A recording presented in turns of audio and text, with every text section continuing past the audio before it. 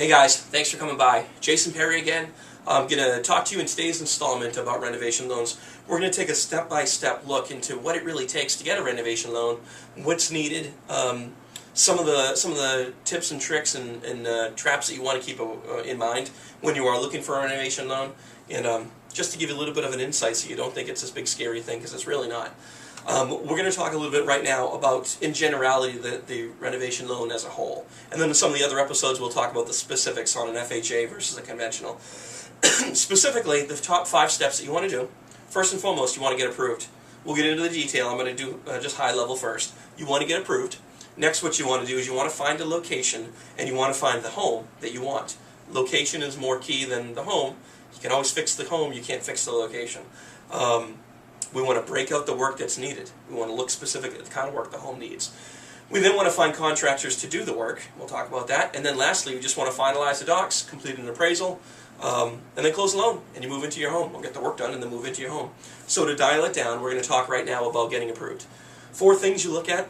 You look at credit, income, assets, and the property. Then specifically within that, on a renovation loan, we dial it down a little bit more. But just to talk about credit, income, assets, and property. Credit. Type of loan will depend on how well your credit can look.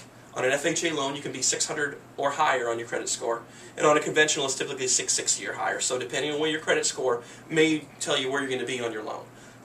Income has to do with what's called a debt-to-income. Debt-to-income ratio is one in which we take a look at how much money you bring into your home on a monthly basis or an annual basis, on a gross basis, before taxes. And then we say, all right, including your house and including the amount of debt that you have, let's take every dollar that you have in income and divide it by how much expenses you have. Divide the two, and it tells us what your debt-to-income ratio is. We want to see it lower than higher, understandably.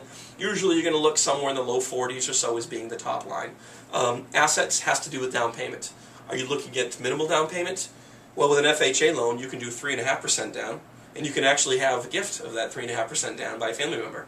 So you can technically get in with very little, if anything, out of your pocket. Conventional is 5% down. Different types of conventional, non-owner occupied homes like multifamilies and such can be up to 25% down. Segueing into that, on the property, depends on what type. Are you going to live there or not?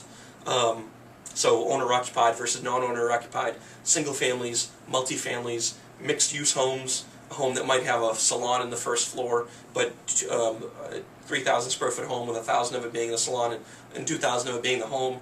Those are the sort of things we want to look at. One of the key things, frankly, is what you're buying the home for, how much work you're going to have to put into it, and then what the home is going to be worth after everything is all said and done with. Next is find a location. And again, I'm saying find a location, not find a house, because frankly, we can fix anything on the house within reason. Financially, we want to make sure it makes sense, but you can't fix the location. So again, cosmetic versus structural. You find a location, you love it. Where's it located? Different counties, different states, different areas are going to have different limits on how much you can actually borrow. So again, where's it located? But then, do you love the area? Is it a phenomenal neighborhood, but you need more space? Well, that's the sort of thing a renovation loan can fix. And then, like I mentioned before, you want to look at the amount of work that needs to be done, how much money you need to put in, and what your appreciation can be. I used to buy and sell property on an investment basis. So one of the things we would do is I would buy a home, I would rehab the home, and then I would resell it.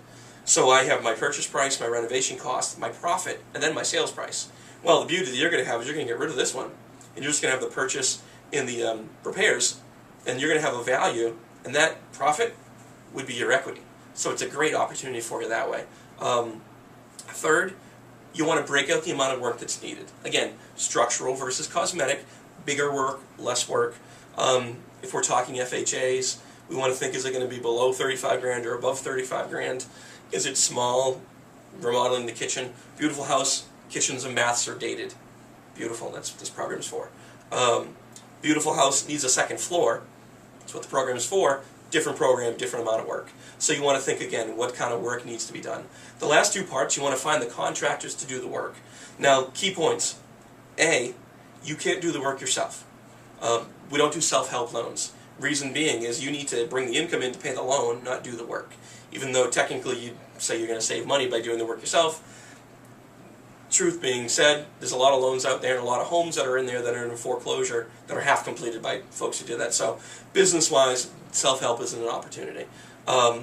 So then you want to look at general contracting versus subcontracting.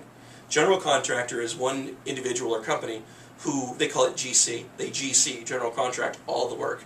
They're responsible for the different pieces, getting them all done in the order and the time and the fashion and the budget that you need. And that's the one person that's the go-to person. That's usually done on most big jobs where there is multiple parts that are being done, multiple subcontractors. Subcontractor, you're very well just picking the painting guy. You're picking the guy who's going to input the flooring and the lady who's going to do this area and this company is going to do this. So subcontractors, you're basically the general contractor by default. You're the one who manages it. And then general contractor, you have that one person who's going to be running with it from that point on. Contractors have to be approved. Have to make sure that they have the ability to handle the money that they're being given. They don't need to be saints. They don't need to have 840 credit scores themselves. They just have to have the ability to manage the money and have. We don't want to see someone who ran off in the last 3 jobs with the money that their clients paid them. Understandably, it's your money. It's our money, but it's your money. And then the amount of work, depending on what type and how much, you're going to have possibly another overlay. If it's a streamlined 203K loan, there is no extra overlay. But if it's a full 203K where it's over 35 grand, you have what's called a HUD consultant. The HUD consultant is basically another advisor who's sort of blessed by HUD, Housing and Urban Development, who says, here's the amount of work that, you say, here's the amount of work I want to have done. They go in and they take a look and say, here's the amount of work that I see is done. Do we mesh? Are we on the same page? Make sure you're not missing stuff.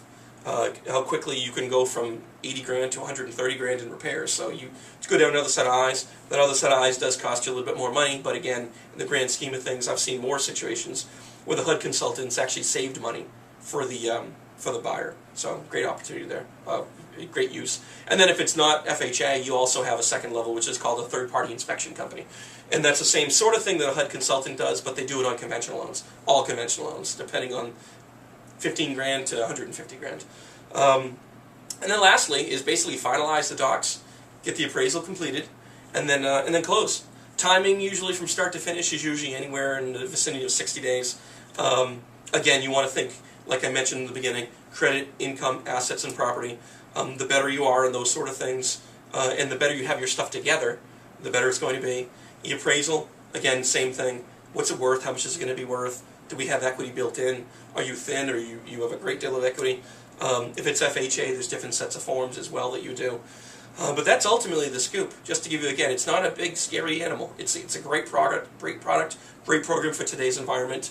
And really, that's a step-by-step pieces that you want to put together to have a renovation loan. Get approved. Find the location of the home and find the home you want. Break out the amount of work that needs to be done. Find the contractors to do the work. Finalize the docs. Have the appraisal completed and close.